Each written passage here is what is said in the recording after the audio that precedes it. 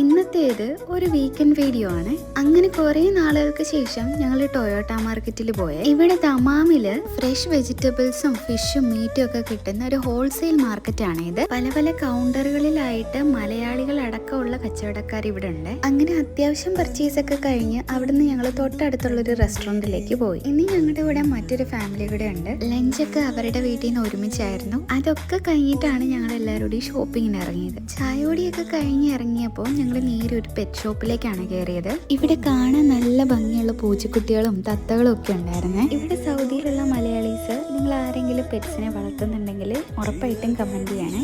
ബേർഡ്സും കിറ്റൺസും മാത്രമല്ല പല വെറൈറ്റിയിലുള്ള ഫിഷുകളുണ്ട്. ബീറ്റ ഫിഷിന്റെ ഒരുപാട് കളേഴ്സ് ഇവിടെ ഉണ്ടായിരുന്നു. 35 റിയാലായിരുന്നു പെർ പീസ് പ്രൈസ് വരുന്നത്. അങ്ങനെ എല്ലാം കണ്ടിട്ട് ഞങ്ങൾ അവിടെ നിന്ന് ഇറങ്ങി. വളരെ ഹാപ്പി ആയിട്ട് ഒരു വീക്കെൻഡ് കൂടി അങ്ങ് കഴിഞ്ഞു.